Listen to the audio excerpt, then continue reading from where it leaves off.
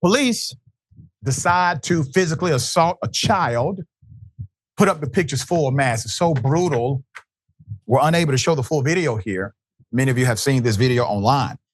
I have the background. Lakeland Police Department is now under fire for a video recorded beating and arrest of a 16-year-old child who was allegedly being rowdy with teenagers or teenage friends in an apartment complex swimming pool on Memorial Day, according to the report. Bystander video of the incident has been widely circulated, and many are tagging LPD.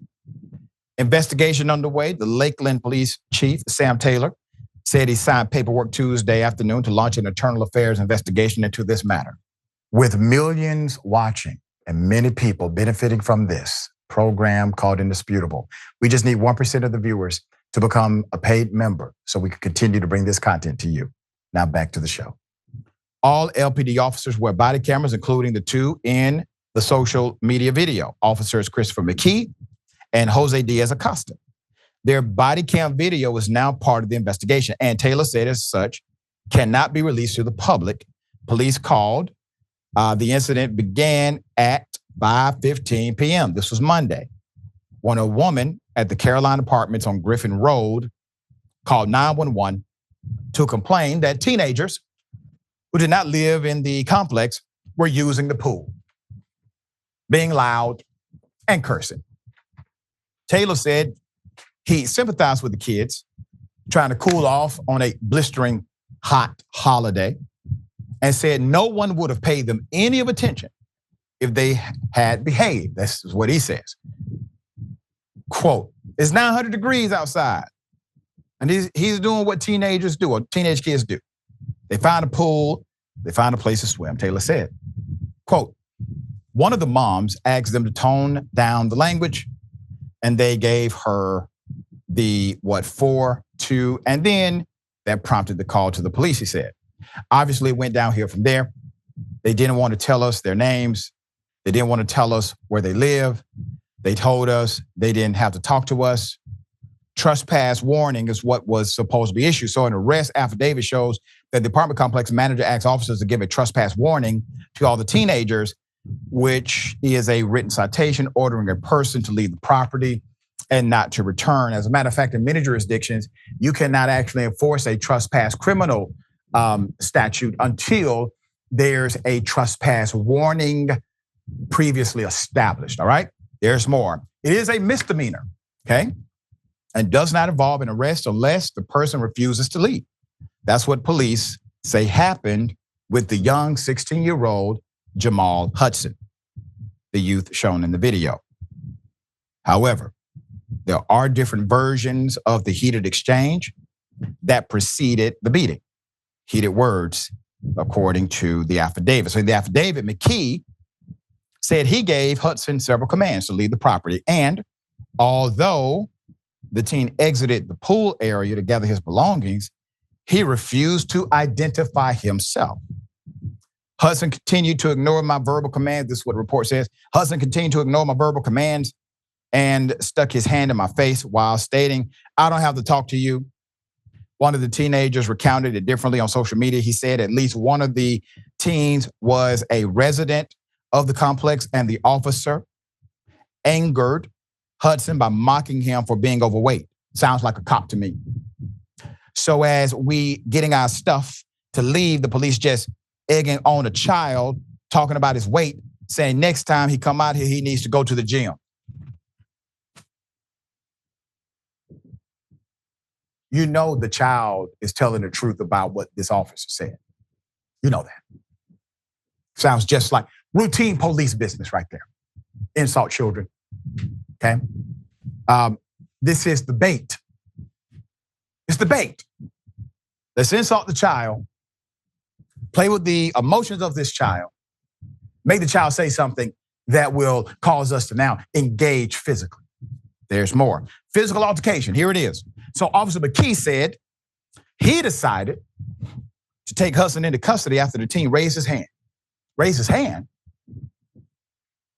I attempted to grab Hudson by his right arm, but he immediately tensed his body and attempted to pull away from my grasp. This is in the official report. Quote, I informed Hudson he was under arrest and to stop resisting. I was able to maintain control of Hudson as I guided him toward a wall. As McKee tried to arrest him, one of the other teens began recording on the cell phone.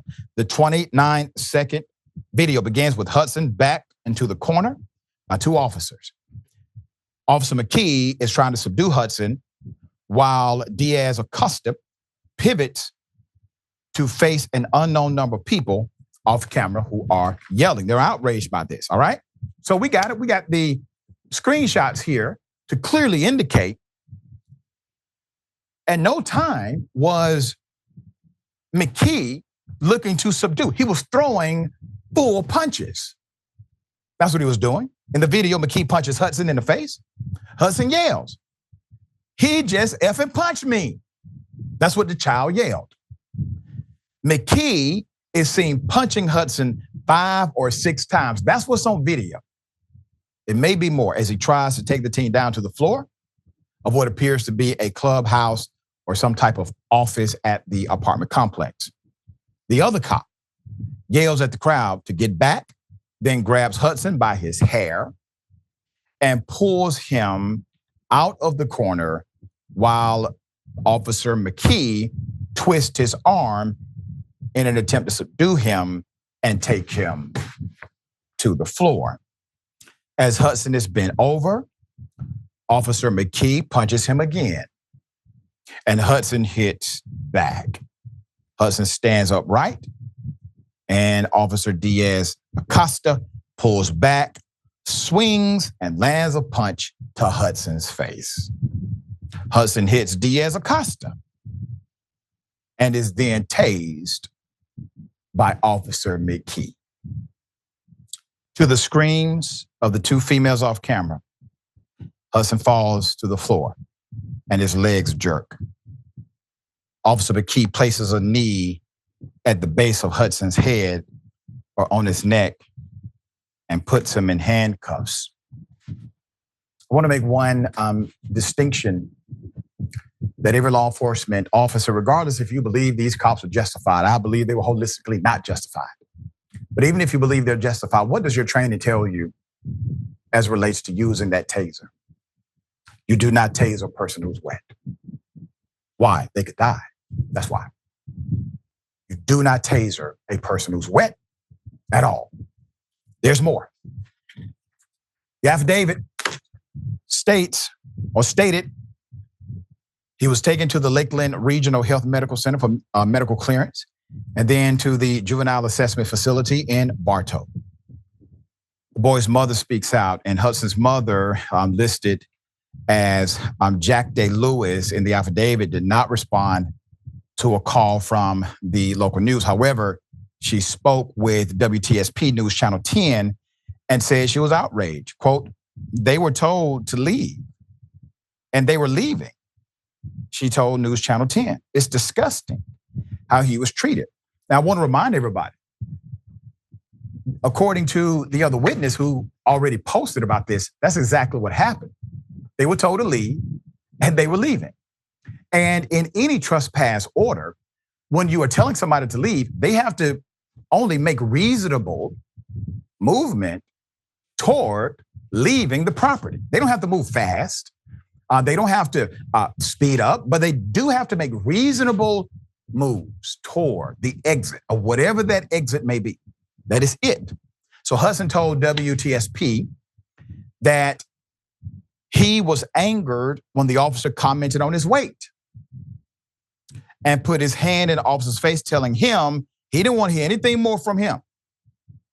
Lewis said her son was released from the hospital, but she took him back to Lakeland Regional after she saw the video. Quote, his whole jaw was swollen. His ear was swollen. His lip was busted. He has a patch of hair missing from his head from one of the police officers pulling his hair. She told News Channel 10, quote, my son is pinned in a corner, no other place to go but forward to defend himself. I threw up. I was sick to my stomach. I was sick, end quote. There's outrage from the community. The video has prompted a barrage of outrage, with many people saying the officer's actions were widely disproportionate to the alleged offense, trespassing. Not even felony trespass, a warning for trespass. And some noted that Hudson was wet from the pool when he was tased. Terry Coney, president of the NAACP Lakeland branch, said there needs to be some kind of national standard for use of force, citing a use of force continuum protocol. Quote, I watched the video and talked to Chief Taylor, said Coney, a U.S. Air Force veteran whose service included a stint as a military policeman. Quote, my biggest issue is that professionally trained police officers should not be in a fist fight with a teenager, end quote. Let me give you some nuances here. This beating of a 16-year-old by way of the police came days after the 4th anniversary of the George Floyd murder at the hands of Minneapolis police. It also is not the first controversial videotape incident involving Lakeland Police. In December 2022, a tape of LPD's street crimes unit officers punching and tasing Antoine Glover, 36 years of age, was circulated on social media. In July 2023, a report cleared LPD Sergeant Mark Eby, a detective named Dylan Korn, and officers Anton Jefferson and Jason McCain for wrongdoing in the arrest of Glover. In 2018, LPD officers J.R. West and D'Angelo Anthony were cleared of wrongdoing after video shot by a passing motorist showed them hitting and kicking 38-year-old Justin Abbott, a homeless man whom they had awakened under the I-4 overpass on US 98 North. An LPD spokesman said an officer kicked Abbott to keep him from obtaining the officer's taser, which was BS. So it will be several months, obviously, before the internal affairs report into the young Hudson's arrest is completed and released to the public. In the meantime, the 16-year-old is facing 3 charges: trespassing, number 1, trespassing and failing to leave property upon owner's request, a misdemeanor; battery on a law enforcement officer, a 3rd-degree felony; and resisting an officer with violence, a 3rd-degree felony. Cause and effect. There are some people who will wax poetic about the 16-year-old should have behaved, as the chief said, or the 16-year-old should have just complied, which, by the way, the witnesses are saying he did comply. He was leaving the property. But what about the officer who is sworn to protect and serve, who actually is an adult and who gets a paycheck from the citizens in order to protect and serve? Remember, if there's no insult to this child about his weight, there's no insult to this child stabbing at the heart of what he may be dealing with internally. There's no insult, there's no response. The child just goes. It's called professional conduct. It's a courtesy. Officers should engage in it. Obviously, we will bring you updates as they develop.